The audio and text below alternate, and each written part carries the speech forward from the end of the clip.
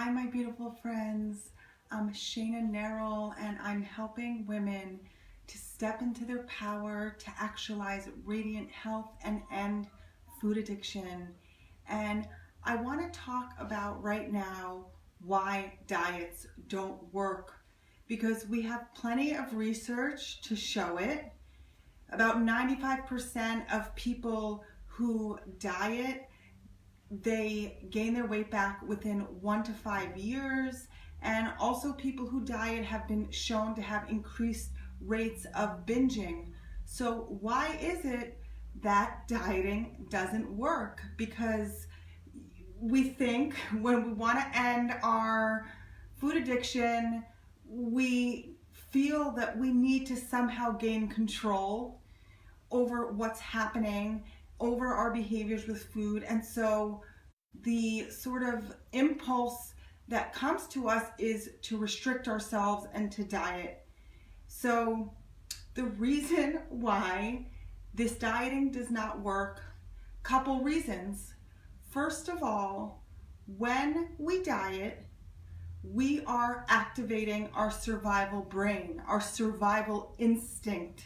So what that means is that we are going into a stress mode, and that is causing a lot of negative effects on our body. And it really just cannot be sustained, first of all.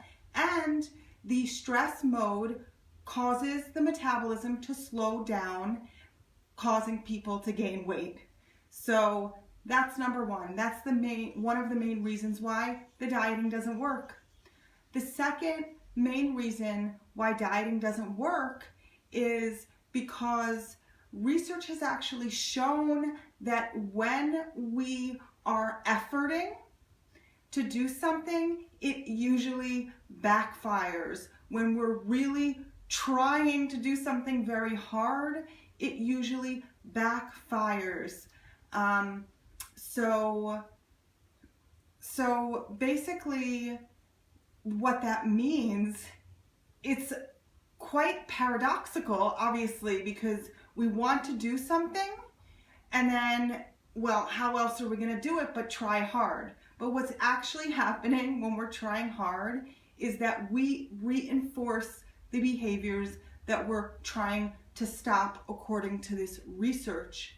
So some things that are recommended that we can do to actually move forward in becoming free of food addiction, incessant thoughts about food, and everything else that comes along with it, is we have to stop trying. And what does that really mean? Obviously, at the end of the day, when people do this, their behaviors around food begin to transform and they begin to change the way that they eat, no question. But what is this really about? This is not about exerting this force to make it happen. It's a much deeper thing when a person truly transforms and becomes free. That comes from the inside. It comes from some very deep shifts in the way a person is thinking and being. And so one thing that I tell my clients in order to help them see if they're really making progress, what I ask them to use as a measure is not to focus on the actual food changes and what they're actually doing better with their food. What I ask them to focus on is what's going on in the inside. Are they having less incessant thinking about food? Are they having less negative thoughts about themselves, about their body, about other people, about reality? Any negative thinking really is going to sabotage success. So it really at the root is about shifting what's going on the inside with our thinking, and that if we start to feel clearer, if we start to feel calmer, and this is the part about the not trying so hard. Now, you have to remember that these behaviors with food initially developed without any effort. That's how they first came about and then became automated. So in order to unlearn these habits, it actually has to be done in a similar type of a mode where we are not actually exerting to do it. And so the beginning of that is having our brain be in a different mode that is somewhat similar to what originally happened, where we took on all these behaviors, but the only difference now is that we are doing it with intentionality. And there's a difference between having an intention that we want to change something and then what happens after that. So we want, for those of you who have been trying to get control over food and feel calm and clear and not plagued by all these thoughts, and then feeling like you're in this vicious cycle with food and that you'll be better tomorrow and all that. So we need to really start and take a few steps back and start understanding what's going on. We had the intention, we all had the intention that we wanted to be better, that we wanted to be free of this, right? But then what happened after that intention? Because the intention is so powerful and we need that intention. But then what is happening? What's happening in our mind? Do we see ourselves as somebody who is controlled by food, first of all? Do we see ourselves as someone who can't be somewhere around food in a relaxed way? Do we see ourselves, all these negative ways that we see ourselves are going to affect what then happens when we start trying to change.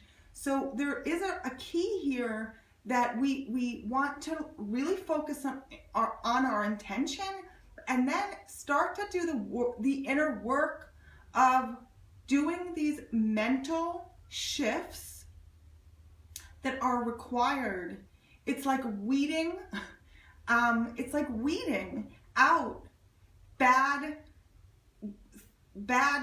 plants in your garden that are preventing the garden from thriving. So we need to learn how to weed out these thoughts in our brain, which are actually just patterns of thinking that repeat and repeat. And most of the time, we're not actually even conscious. We're going through the day and our mind is like going over and over these negative thoughts, or just these thoughts that aren't serving us, that actually create a certain reality. Whatever is in our subconscious mind actually has the most power to change our reality.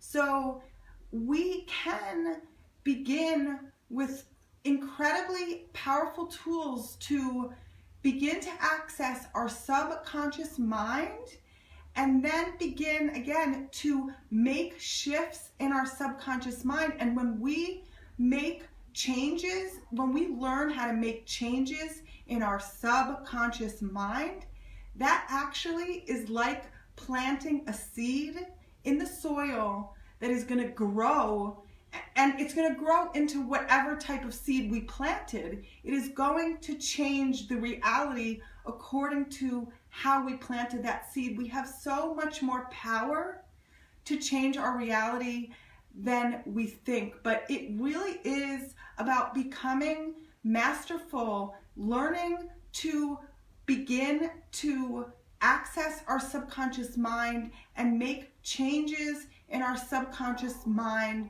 which, as I said, just to review, and I'll wrap it up in a moment, as I said, it has to be in this frame of letting go, really, of surrendering, of trusting, of calmness. All of these states are the opposite of the efforting and the stress that I was speaking about in the beginning, when our survival instinct kicks in because we're dieting and we're just trying and trying without really doing what needs to be done at the root. So you can start by just beginning to ask yourself, if you notice that you have a thought, where is that thought coming from? Because the lower thoughts that we have that come, I'm going to call it lower, that come from our survival brain, are thoughts that are related to fear and worry. And you can just notice that, and you can just say to yourself, okay, what's happening here is my survival brain is getting activated. And then you should notice other types of thoughts coming from your higher brain, called your cortex.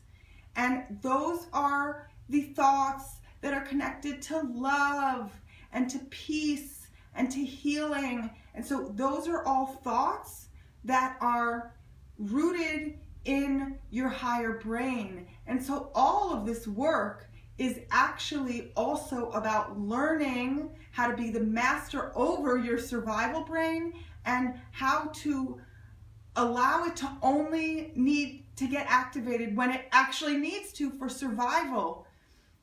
And then start really living from this higher brain and learning how to work with the subconscious, as I said, learning how to shift our state literally.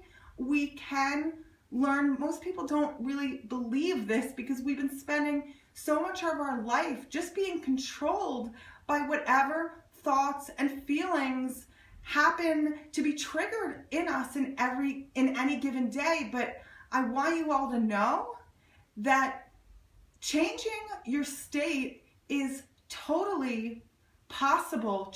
Changing the way you feel in one moment to the next moment feeling something else, you can change the way you feel. These techniques that I teach make it really easy and possible. So I just gave you a lot of different things.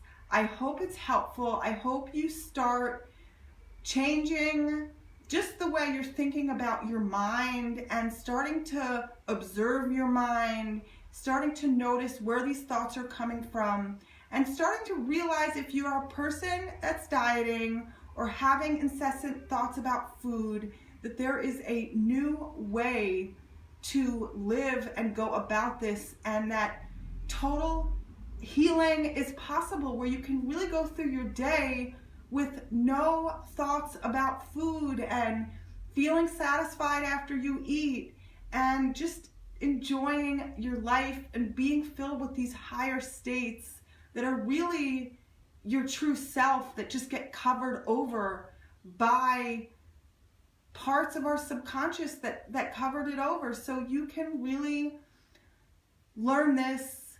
I am available for anybody who wants to speak more and feels that they'd like to just talk it out and get a plan of what's really happening, what's blocking them, and how to move forward. So I'm going to put a link at the bottom.